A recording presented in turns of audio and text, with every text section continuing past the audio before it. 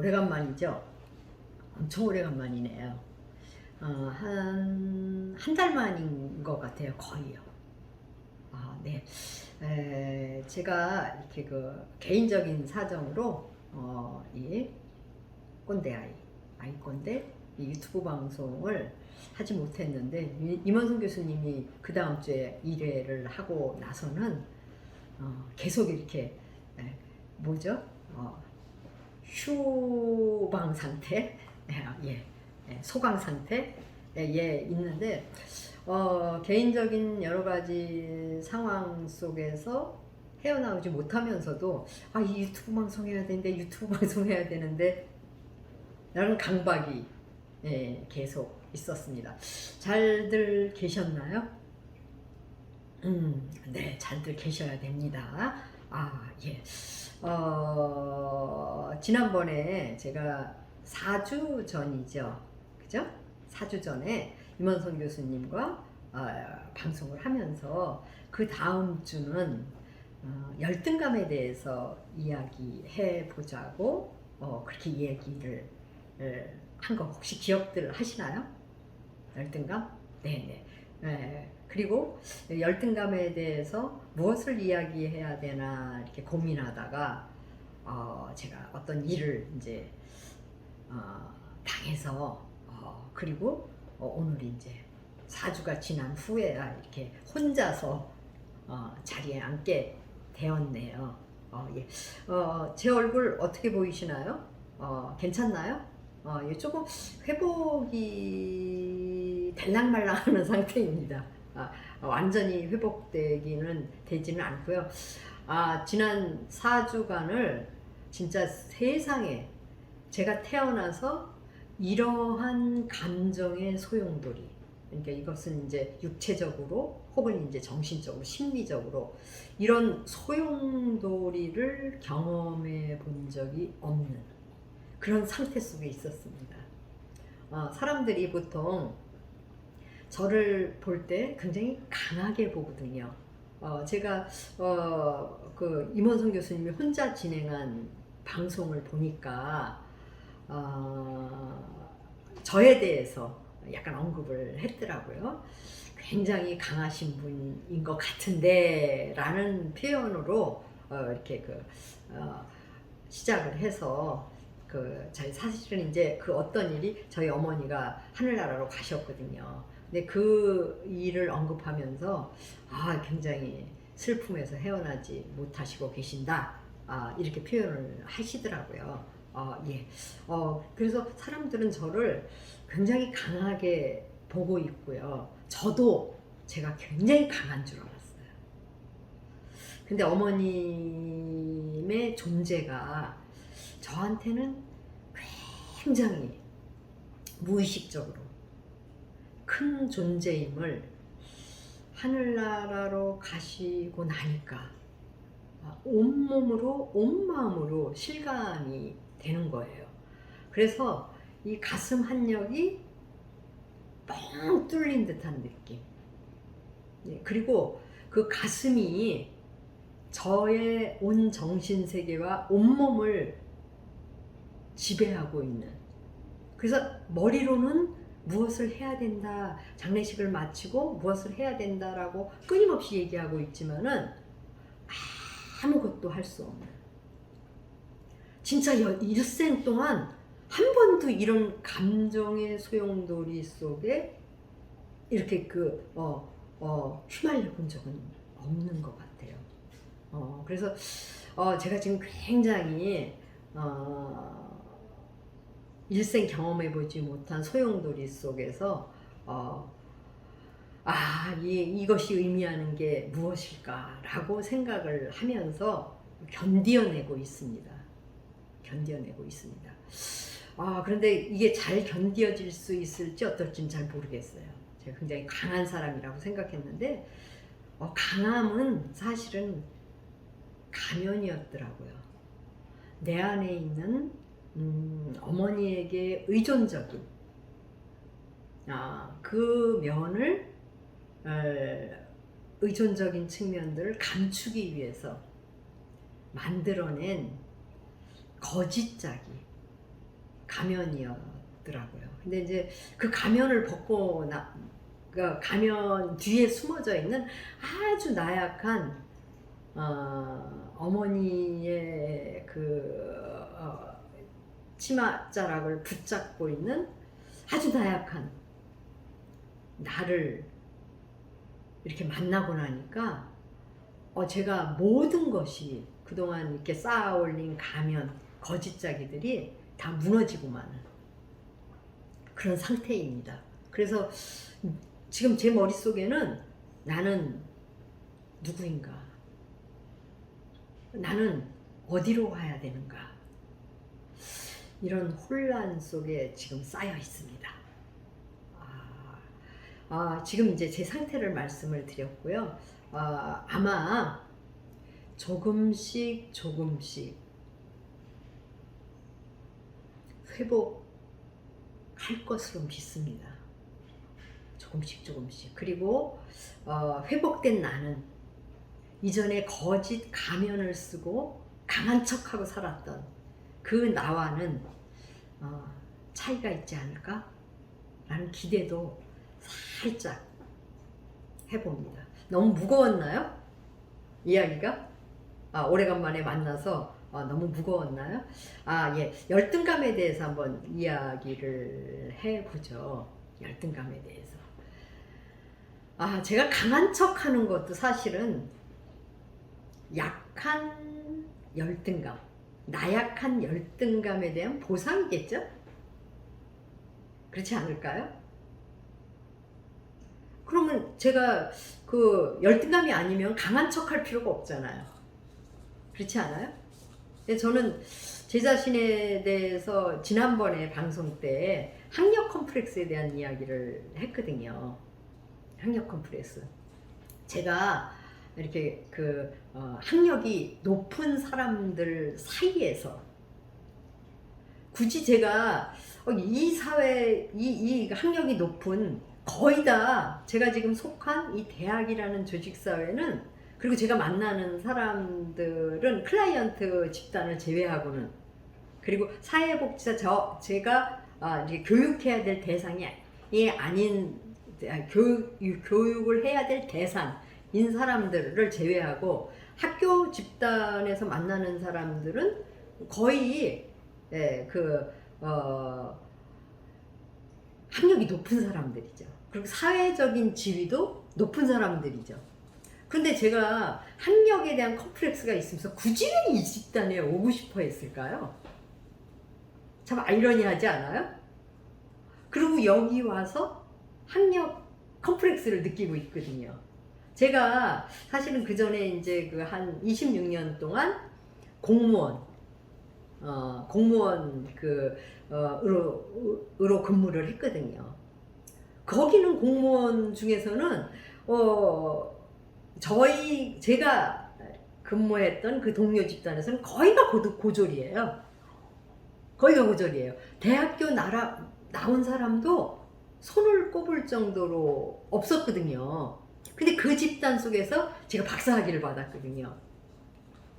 그러면 그 집단에서는 열등감을 안 느껴도 되거든요. 우월감을 느끼는 집단인데, 그 집단은 싫다라고 하고 우월감을 느껴야 하는 집단을 버리고 내가 애써 만든 우월감을 느낄 수 있는 조건들이 열등감으로 이렇게 전락해버리는 이 대학 사회의 집단에 와서 열등감을 느끼고 있거든요. 참 아이러니하죠. 그래서 지난번에 제가 학력 컴플렉스에 대한 부분들을 말씀을 드렸는데, 저는 학력 컴플렉스 말고도 여러 가지 컴플렉스를 가지고 있습니다. 자, 어떤 컴플렉스가 있을 것 같아요? 제가요. 일단 외모 컴플렉스도 있어요. 저는 제가 굉장히 이쁘지 않다라고, 못생겼다라고 생각을 하고 살았어요. 그리고 눈에 쌍꺼풀도 없고 눈도 작고 얼굴형도 마음에 들지 않고, 그리고 입술도 너무 얇고, 그리고 턱선도 각이 있고, 그리고 키도 크지 않고, 이런 이렇게 외모 컴플렉스가 굉장했거든요. 외모 컴플렉스도 있어요. 또 하나 컴플렉스는 어떤 컴플렉스냐 하면은, 이것은 이제 사회복지적인 개념하고도 굉장히 관련이 있는데, 아버지가 없다라는 컴플렉스에 시달렸어요. 난 아버지가 없다라는. 그게 어머니만 있다라는 컴플렉스. 그래서 양부모가 있는 아이들 앞에 서면은 열등감을 느끼고 주눅드는 그런 기분을 느껴야만 했거든요.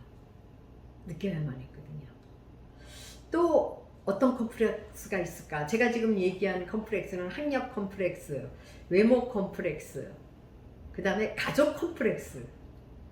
그러니까 아버지가 없다는 가족 컴플렉스에 해당이 되니까 가족 컴플렉스 세 가지 말씀을 드렸거든요. 그러면은 또 어떤 컴플렉스가 또 있을까? 어떤 열등감이 있을까? 내가 이런 컴플렉스도 있네요. 제가 방송에 이렇게 솔직하게 이야기를 하는 게 지금 이제 이 방송을 하게 되면 몇 명이나 이 방송을 볼 수 있을지 모르겠어요. 근데 지금 오늘은 제가 저를 이렇게 덤덤하게 이야기하는 컴플렉스에 대한 것들을, 열등감에 대한 걸 덤덤히 이야기하는 시간으로 그냥 가질게요. 또 하나의 컴플렉스가 있어요. 이것은 이제 비교적 지금 말씀드린 컴플렉스는 거의 어린 시절서부터 만들어진, 결혼하기 이전서부터 만들어진 컴플렉스인데, 지금 제가 말씀드리는 컴플렉스는 결혼 이후에 만들어진 컴플렉스예요. 그러니까 저희가 부부 관계가 그렇게 좋지 않거든요. 그리고 한 15년 전서부터 이혼은 하지 않았지만 서로 각자의 삶을 사는 것을 선택을 했고요. 각각 살아요. 그리고 그 각각 살면서 이제 부모로서의 역할을 해야 될 때나 가족으로서 함께 해야 될 때는 가족의 역할과 책임은 아주 기본적인 책임은 하면서 그렇게 살고 있죠. 근데 그 컴플렉스가 있어요. 가족치료 전문가이면서 가족치료 전문가라는 것은 어떻게 본다라고 하면은 가족 문제에 대해서 도움을 주는 권위 있는 사람이라는 의미잖아요. 그런데 그런 사람이 부부관계가 그렇게 일반적으로 자신의 부부관계에 대해서는 이렇게 어떻게 본다라고 하면 제대로 이렇게 좋은 관계를, 건강한 관계를 맺는 데 있어서 이렇게 그걸 뭐라고 얘기해야 되나요? 좋은 관계를 맺는 데서 서툰, 그죠? 서툰. 그러면서 다른 사람에게는 부부관계는 이러해야 된다라는 그 도움의 역할을 하는, 이게 아이러니하잖아요. 근데 그거에 대한 약간 열등감이 있어요. 예, 그래서 최근에도 그런 부분 때문에 시골에 강화에 앞집에 사는 그 아저씨가 한 일에 대해서 누구를 소개시켜준다, 뭐 어쩌고 저쩐다, 뭐 이러는 말을 하는 것에 대해서 제가 굉장히 불쾌하게 반응을 했거든요. 그렇다라는 것은 그게 컴플렉스라는 거잖아요. 그죠? 예, 그러면은 여러분들은, 지금 이 방송을 듣고 계신 여러분들은 어떤 컴플렉스를 가지고 계신가요? 자, 컴플렉스라는 것은, 열등감이라는 것은 사실은 이제 그 아들러, 개인 심리학의, 성격 심리학의 아들러에 의하면은 모든 인간이 가지고 있는 그 어떤 그 기본적인, 인간은 열등감을 느끼면서 부족하니까, 인간이 처한 환경에서 살아가는 데 있어서는 태어나면서부터 부족할 수밖에 없었고, 그 부족한 부분들을 보상하는 열등감을 이렇게 어떻게 보상하려는 과정을 통해서 이렇게 우월감이 생기고 그렇게 살아갈 수밖에 없다. 이렇게 죽을 때까지 열등할 수밖에 없다.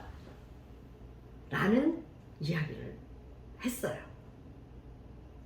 근데 여러분들은 어떤 열등감을 가지고 계신가요? 지금 이제 상호작용을 할 수 없기 때문에 어떤 열등감을 가지고 있는지 제가 확인할 수가 없네요.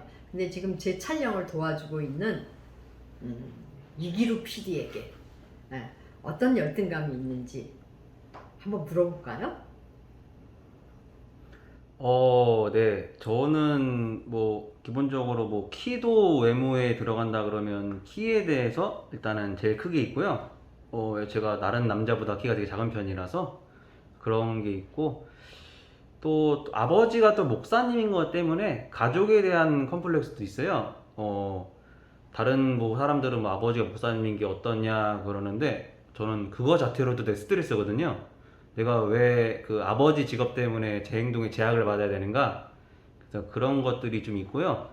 그다음에 이건 또 되게 신기한 건데 아마 저만 갖고 있는 것 같아요. 저는 요리에 대한 컴플렉스가 있어요. 네. 제가 뭐 요리를 막 되게 막 먹는 것도 좋아하고 그래서 해보면 뭐 되게 막 이상한 요리가 나와요. 뭐 최근에도 뭐 2주 전인가 1주 전인가 여행 가서도 제가 이제 막 저녁 요리를 맡아서 해봤는데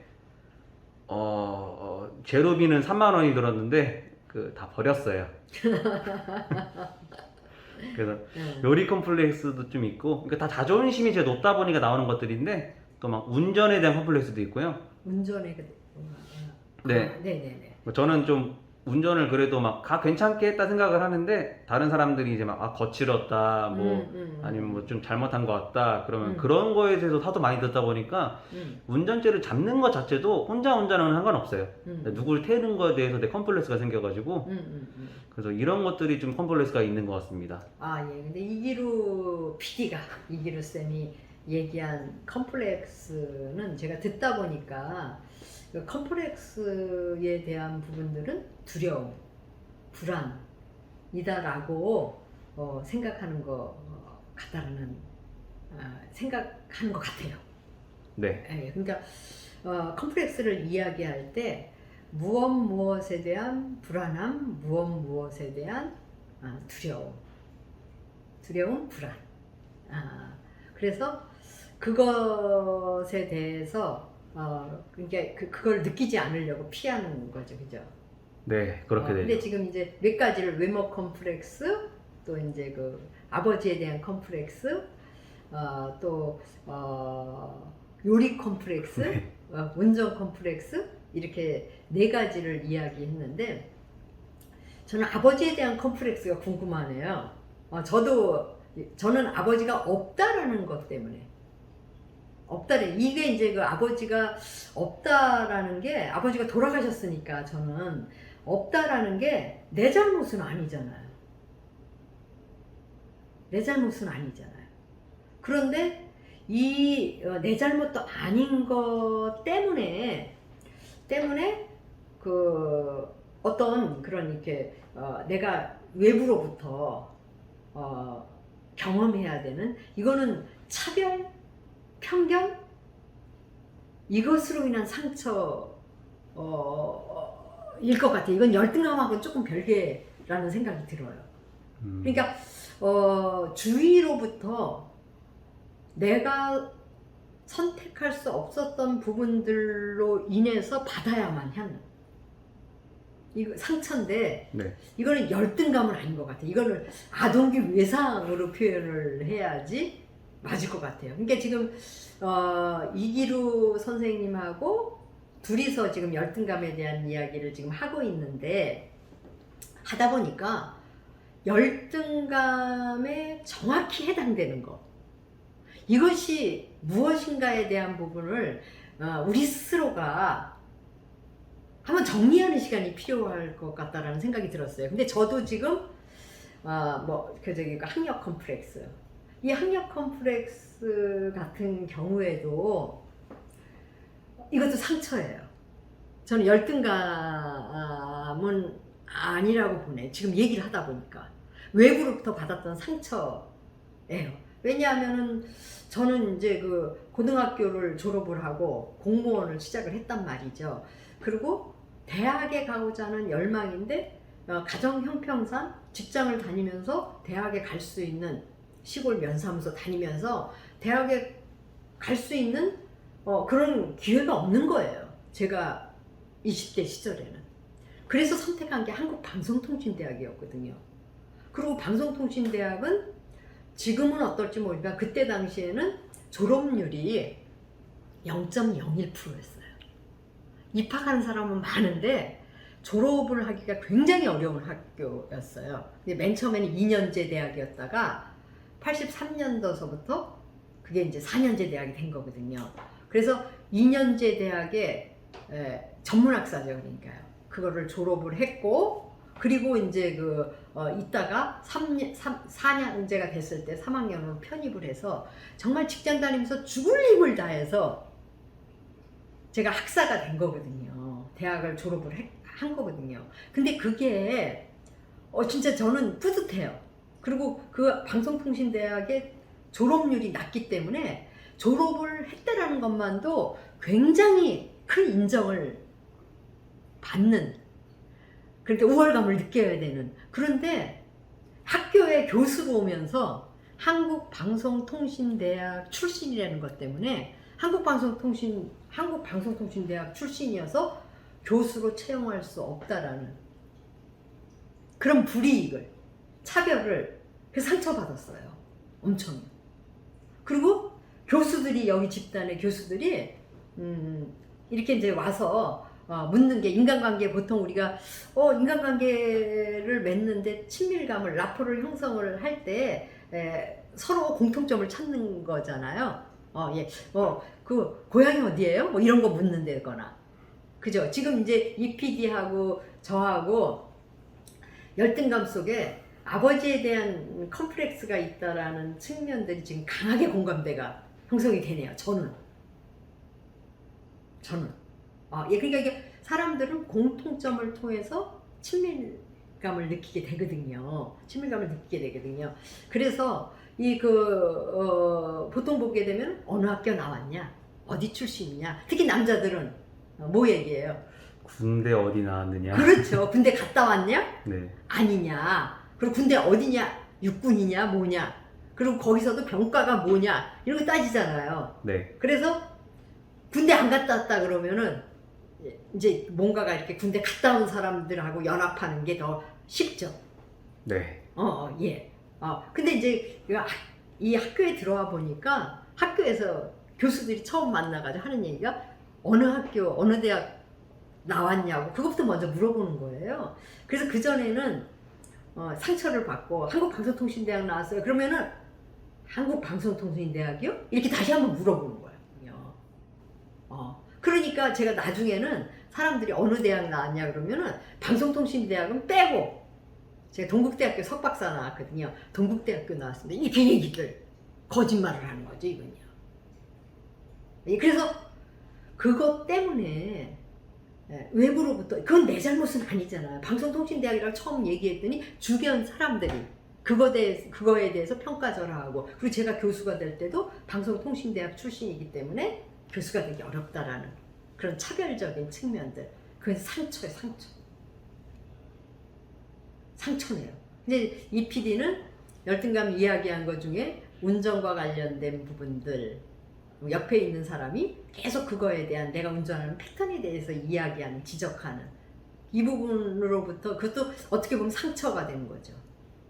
네. 본인은. 예. 그러니까 그렇게 얘기한 사람은 그냥 농담 삼아 그렇게 얘기하고 했다라고 하더라도 본인은 상처를 받고 그것으로 인하여 이렇게 운전을 할 때마다 옆에 사람이 있으면은 영향을 받게 되는. 그거는 컴플렉스이기보다는 외부로부터 받은 상처라고 볼 수가 있겠죠. 그죠? 근데 이제 이 PD가 얘기하는 거 보면은 거의 사람들로부터 이렇게 내가 하는 일에 대해서 평가를 받아야 되는 부분들, 이런 게 있네요. 네. 요리도 그렇고요.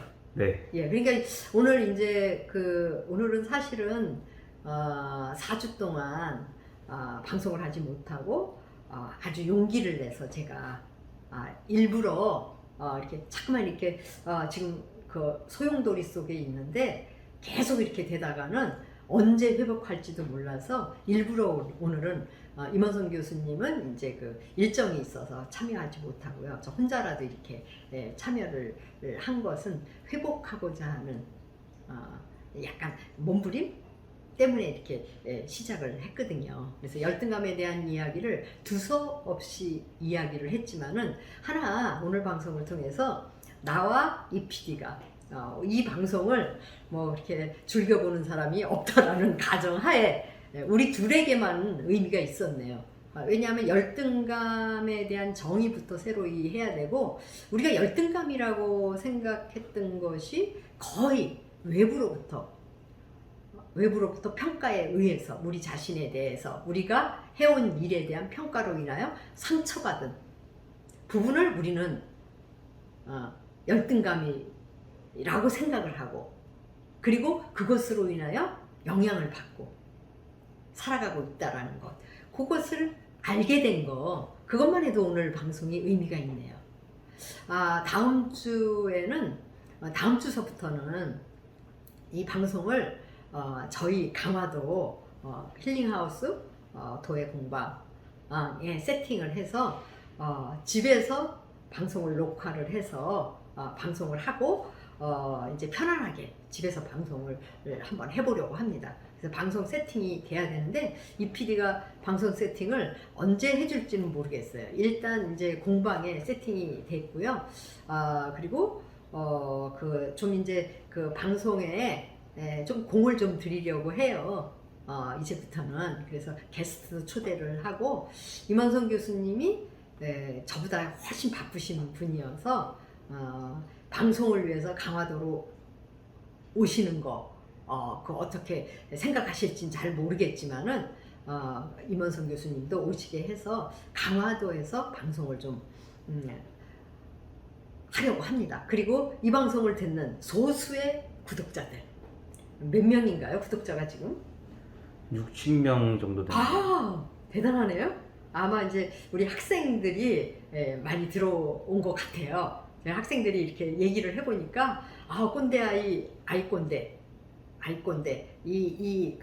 방송 잘 듣겠습니다. 구독하겠습니다. 뭐 이렇게 얘기하는 학생들이 있더라고요. 60명 정도 됐다라는 게 대단하네요. 60명의 구독자 중에서 혹여 나 이 채널에 한번 출연하고 싶다 라고 하시면은 댓글에 꼭 좀 남겨주세요. 이거 좋은 기회가 될 거예요. 그래서 좀 댓글에 참여 여부를 좀 이렇게 표시를 좀 해주시고요.